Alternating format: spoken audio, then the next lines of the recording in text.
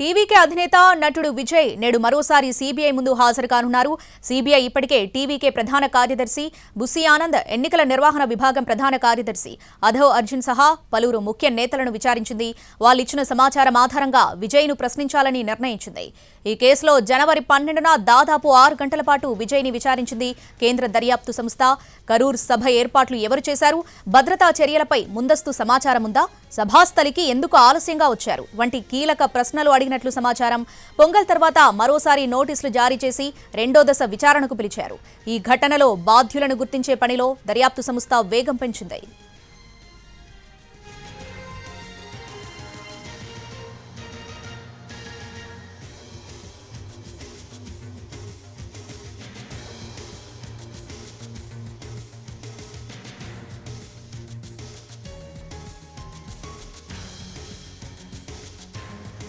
గత ఏడాది సెప్టెంబర్లో కరూర్లో విజయ్ ప్రచార సభ నిర్వహించగా అక్కడ జరిగిన తొక్కిసలాటలో 41 మంది మరణించారు.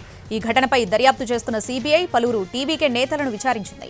మరోవైపు ఈ కేసులో అనేక లోపాలున్నాయని చెబుతున్న టీవీకే ఘటన జరిగినప్పుడు అక్కడున్న పోలీసుల సంఖ్యపైన ముఖ్యమంత్రి, డీజీపీ వేరువేరు ప్రకటనలు చేశారని ఆరోపించింది.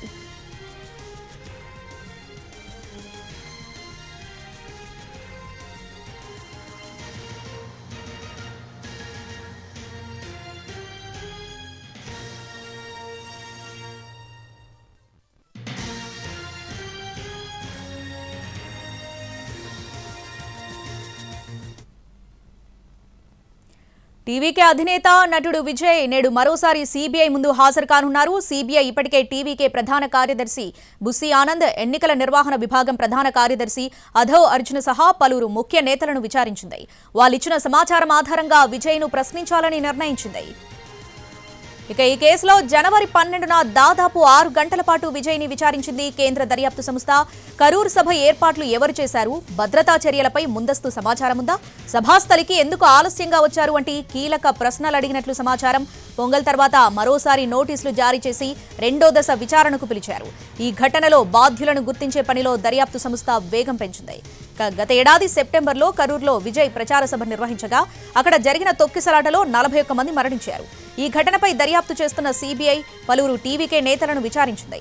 మరోవైపు ఈ కేసులో అనేక లోపాలున్నాయని చెబుతున్న టీవీకే ఘటన జరిగినప్పుడు అక్కడున్న పోలీసుల సంఖ్యపైన ముఖ్యమంత్రి, డీజీపీ వేరువేరు ప్రకటనలు చేశారని ఆరోపించింది.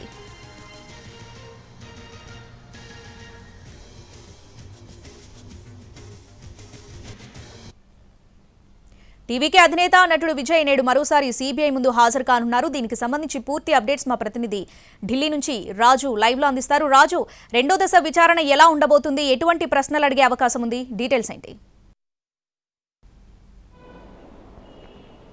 శ్రావణి, టీవీకే చీఫ్ విజయ్ మరికొద్ది సేపట్లో సిబిఐ కార్యాలయానికి చేరుకోబోతున్నారు. దీనికి సంబంధించి ఇప్పటికే సిబిఐ కార్యాలయం వద్ద పెద్ద ఎత్తున భద్రతను కూడా ఏర్పాట్లు చేశారు. అటు అభిమానులు కావచ్చు, లేదంటే మీడియా వాళ్ళు ఎవరు కూడా విజయ్ ముందు ఘర్షణ పడకుండా ఉండేందుకు అన్ని రకాల ఏర్పాట్లు అయితే చేశారు. అయితే తమిళనాడులో ఏ విధంగానైతే కరూర్లో జరిగినటువంటి తొక్కిసలాట ఘటనను గతంలో అంటే అక్కడ ఉన్నటువంటి రాష్ట్ర ప్రభుత్వం, డీజీపీ కావచ్చు, స్థానిక పోలీసులు మొత్తం కూడా ఈ కేసును తప్పదోవ పట్టించే ప్రయత్నం చేస్తున్నారు. ఖచ్చితంగా ఈ విషయంలో సిబిఐ విచారణ కావాలని చెప్పి విజయ్ సుప్రీంకోర్టును ఆశ్రయించారు. సో సుప్రీంకోర్టు ఆదేశాలతో సిబిఐ ఈ కేసును నమోదు చేసింది.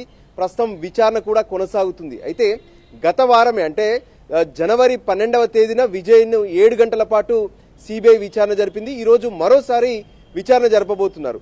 వాస్తవానికి అంటే టీవీకే చీఫ్ గా ఉండి విజయ్ ఆ రోజు కరూర్లో సభాస్థలానికి ఎందుకు ఆలస్యంగా వచ్చారు, తర్వాత అక్కడ తొక్కిసలాట జరుగుతున్నప్పటికీ కూడా అక్కడి నుంచి వెనక్కి వెళ్లకుండా అదే స్పాట్ లో ఎందుకున్నారు, అదే సమయంలో అప్పటికే అక్కడ ఉన్నటువంటి కార్యకర్తలు కావచ్చు, అభిమానులు కావచ్చు, వాళ్ళందరూ కొంత గందరగోళానికి గురవడమే కాకుండా ఆకలితో, దప్పికతో ఇబ్బందులు పడుతున్నటువంటి సమయంలో అప్పటికప్పుడు ఎందుకు నీళ్ల పంపిణీ కావచ్చు, ఆహార పొట్లాల పంపిణీ ఎందుకు చేయాల్సి వచ్చింది, ఇంతకీ ఈ కరూర్ సభకు సంబంధించి పర్మిషన్ ఎలా తీసుకున్నారు, ఎప్పుడు వస్తామని చెప్పారు, అంతేకాదు వీటికి సంబంధించినటువంటి పూర్తి వివరాలు కావాలని చెప్పి గతంలోనే విజయ్కి నోటీసులు జారీ చేశారు. అయితే గత విచారణ సందర్భంగా విజయ్ ఇచ్చినటువంటి సమాధానాలలో మరింత క్లారిటీ కోసమే ఇప్పుడు సిబిఐ పిలిచినట్టుగా తెలుస్తుంది.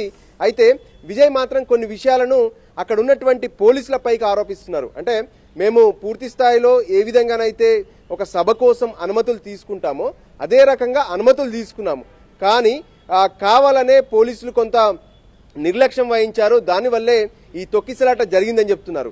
వాస్తవానికి సెప్టెంబర్ 27న కరూరులో జరిగినటువంటి తొక్కిసలాటలో ఏకంగా 41 మంది చనిపోతే 60 మంది పైగా గాయాల పాలయ్యారు. సో ఇదంతా కూడా కరూరులో తీవ్ర సంచలనం రేపినటువంటి పరిస్థితి కనిపించింది. సో ఈ పరిస్థితుల్లో ఈ ఘటనకు అసలు బాధ్యులు ఎవరు అనే తేల్చే పనిలో ప్రస్తుతం సిబిఐ విచారణ కొనసాగుతుంది. ఇప్పటికే తమిళనాడు డీజీపీతో పాటు కరూరులో ఉన్నటువంటి పోలీస్ అధికారుల వాంగ్మూలాలను కూడా సిబిఐ సేకరించింది. దానికి అనుగుణంగానే ప్రస్తుతం ఈ సభకు అంటే టీవీకే చీఫ్ గా ఉన్నటువంటి విజయ్ నుంచి కూడా పూర్తి సమాచారాన్ని సేకరిస్తున్నారు. అయితే విజయ్ ఇచ్చేటటువంటి సమాధానాలు గత విచారణ సందర్భంగా జనవరి 12న ఆయన ఇచ్చినటువంటి సమాధానాలపైన సిబిఐ కొంత అసంతృప్తిగా ఉంది. అందుకోసమే ఈరోజు మరిన్ని వివరాలతో పాటు మరిన్ని విషయాలపైన విజయ్ను విచారించబోతున్నారు. సో ఈ రోజు రాత్రి వరకు కూడా విజయ్ విచారణ కొనసాగే అవకాశం స్పష్టంగా కనిపిస్తుంది. Sravani. Right Raju, thanks for the updates.